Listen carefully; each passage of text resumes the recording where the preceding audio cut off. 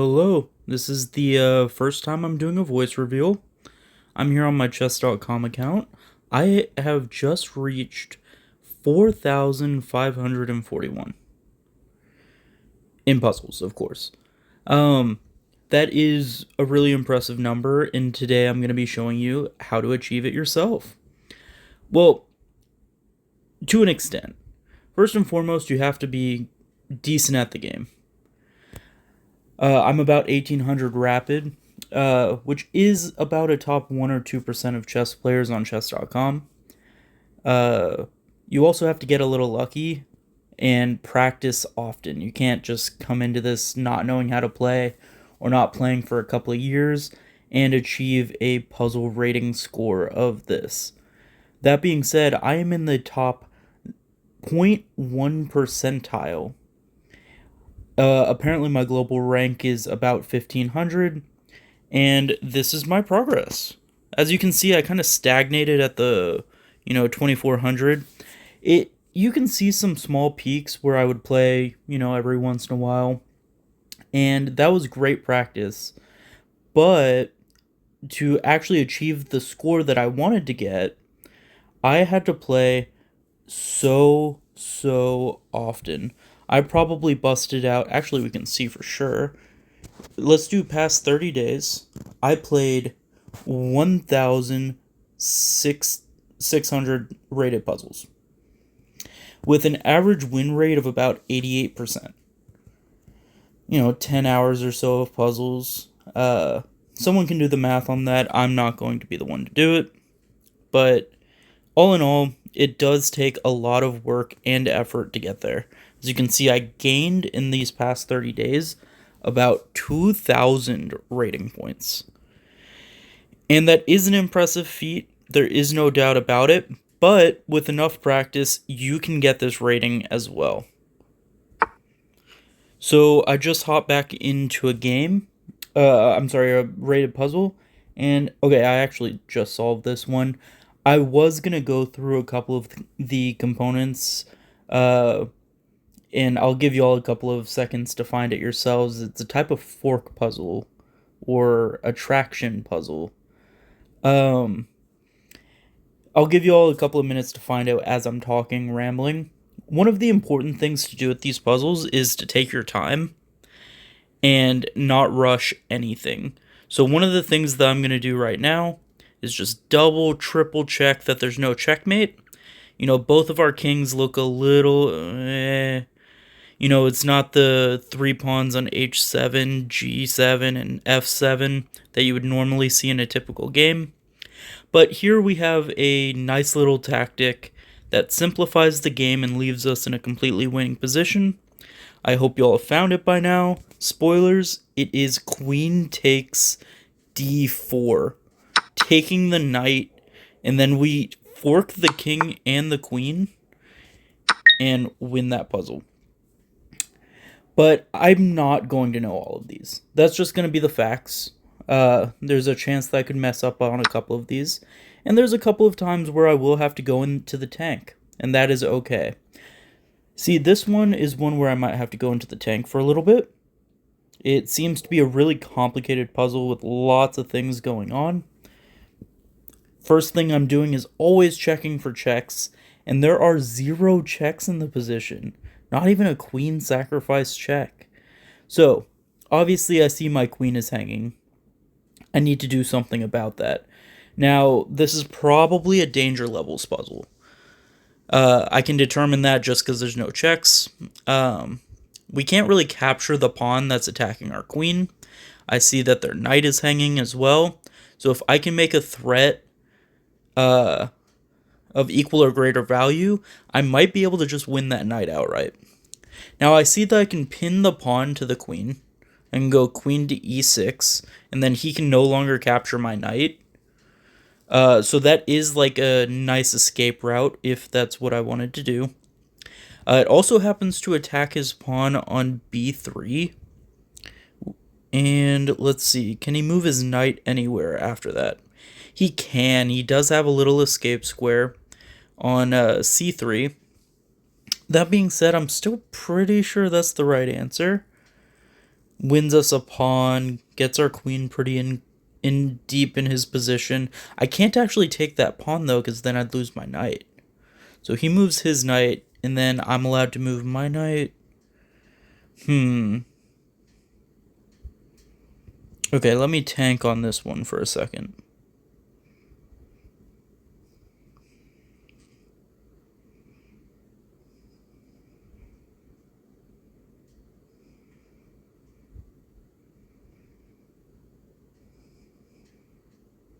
I don't know.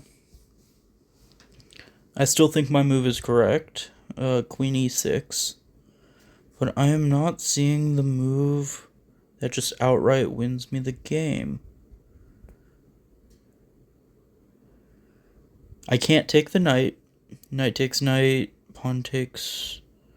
Pawn takes. Pawn takes. No, I'm losing there.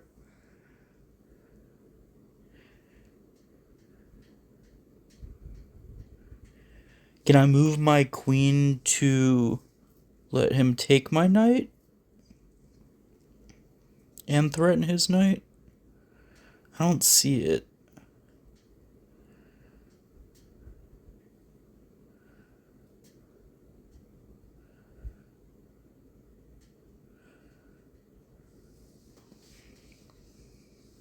No. Okay, so this is going to be one of those instances. Whoops. This is going to be one of those instances where I just have to make a move, and the move might be right or it might not be. This is definitely a skill issue. Uh, this is just not a puzzle that I've seen before, not a theme that I recognize. So I'm just going to make the move that I think is correct. And it is. Okay. Wow, that took me a long time to try and figure out. Oh, I just got my daily bonus. That's funny. Those don't matter, by the way. I almost never recommend paying attention to that. I actually cycled all the way to Legends League, and then it put me back into Wood League. If anyone was wondering what happens when you reach Legend League in puzzles, it just puts you back in Wood League. Let's see. Okay, that last one was difficult. I think I've already solved it, though. So they are threatening very nasty things in our position, so we basically have to checkmate now. The idea that I had was bishop to c2, check. He has to take with something. If he takes with the rook or with the bishop, he loses by checkmate with queen takes a2. That being said, he can take with the king, and I'm not sure what to do there. If he takes with the king, it's probably going to be rook c1 or c8 in some capacity. I'm not sure which rook.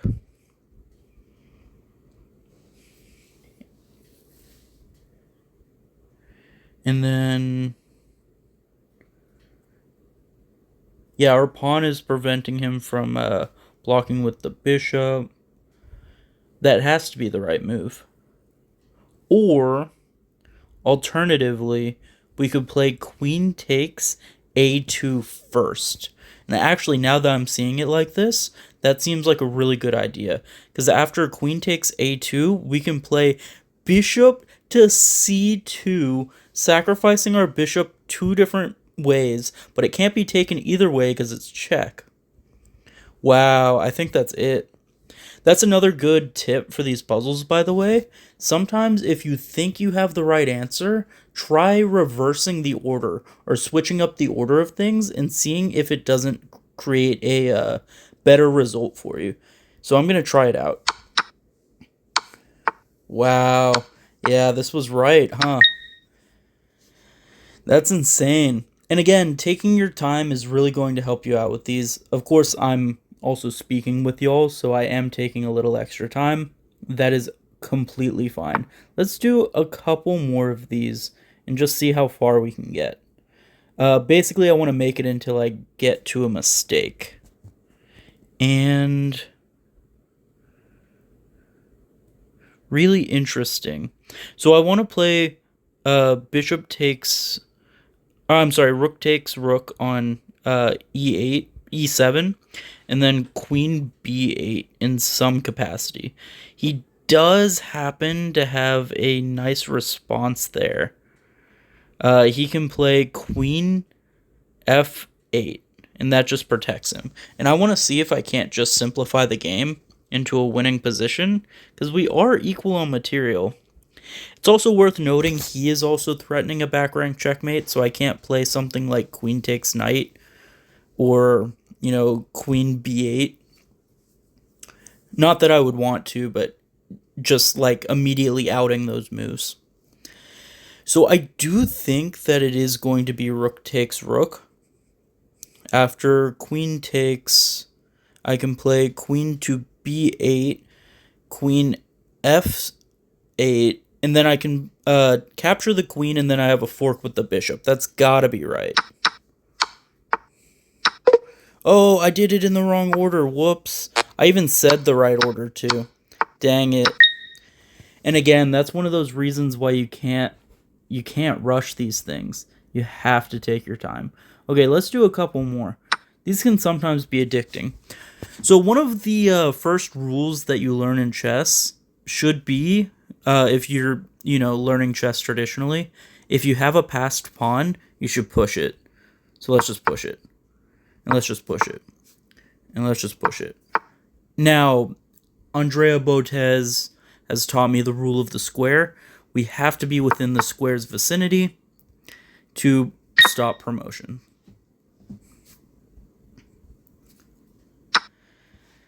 So here, this seems to be a rip off of the Czech,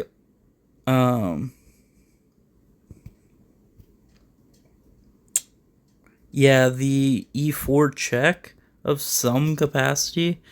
Now, he does have escape squares, and that is worrying. He's also threatening our knight. He's also threatening our rook. So we can't just play like a willy-nilly check and win his rook. I'm talking about that check on c2 with the knight, because he's going to win our rook, and that's no bueno. So I suggest we look at queen takes e4 first. So queen takes e4. King has 2 escape squares. The bishop can't really block because it's checkmate. And if he goes to if he goes to either square, we have that queen check on c2. He does have an escape square moving to e3 afterwards if he goes to d2 first. This has to be right, though. Actually, if he goes to e3, we have a check winning his queen. Wow. So I'm going to start it off. Yeah, and he lets us do it. That's awesome. There, that check. And that's going to bring me to the last point. You have to solve the puzzle before you play it. Sometimes it's impossible. Sometimes it's just not in the books. Sometimes you just can't visualize it that completely, but you have to try. Otherwise, you will never succeed. This one's an interesting one, though. So, obviously, we want to promote our pawn. That's what we do in endgames. I wonder if we can just push the pawn. So, if pawn to d2, I guess the rook will go to d1. But then there's that rook check, so that's not possible. So what would probably happen is pawn d2 and king to c2, defending the promotion square. And if that's the case, I don't see a way that we can prevent anything from happening there. So what if we do the check first? Oh, I'm just seeing right now that's checkmate in 1. Sorry, checkmate in 2. Yeah, whoops. But again, that touts on the fact that you have to spend your time. Look for every check and just be sure of what you're going to do before you do it. Let's do 1 or 2 more, get the video time up. And here we go. Another really complicated one. I like these, actually. They don't often have an obvious theme to them. Here, we're about to get checkmated. We have to do something quickly. So we can either try and prevent the checkmate, which to me doesn't look very possible, or we have to do something first. That usually involves giving a check first. And I'm again not seeing really many checks that can help. So let's see. Yeah, I'm gonna have to go into the tank on this one again.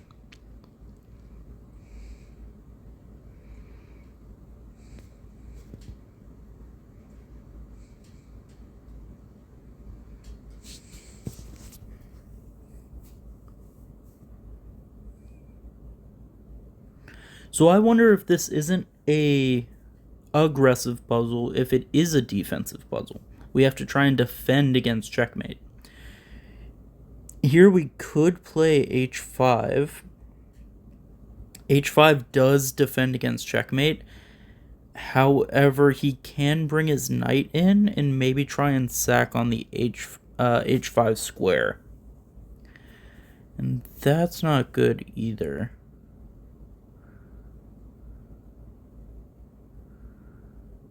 It is the only thing that I see that prevents checkmate and doesn't lose like a ton of material. So that might be our only option. So there.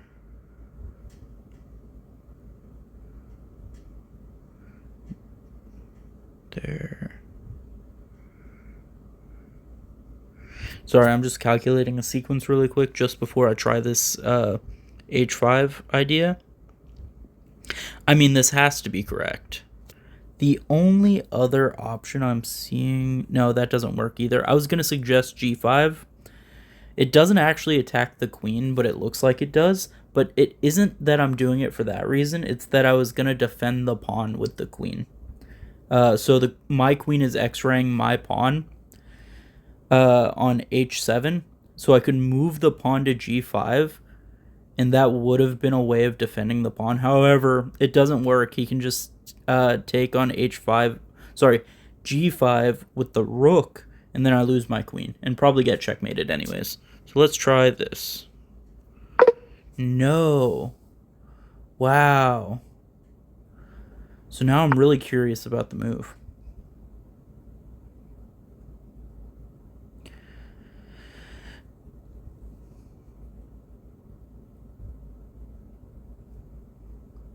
Oh, it's that we're not even getting checkmated.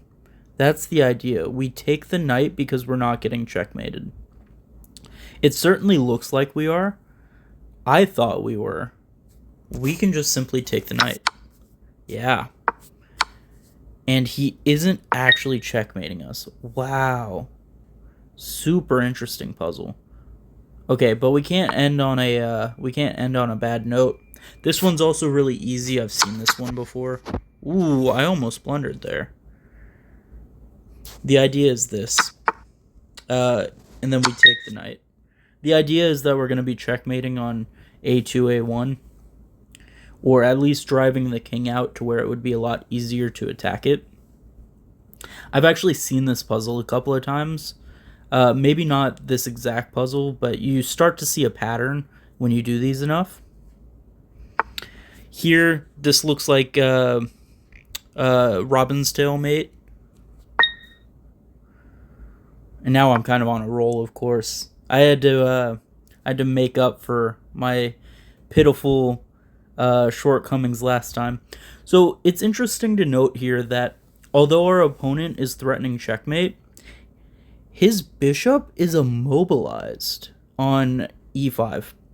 So we can actually take the pawn without worry that his bishop is going to take back. And then not only are we attacking his king, we can take the bishop that's threatening checkmate. And yeah, I think that's probably it. Yeah. It won't let me finish it. It probably won't let me finish it because the opponent has moves like sacking his bishop and stuff like that.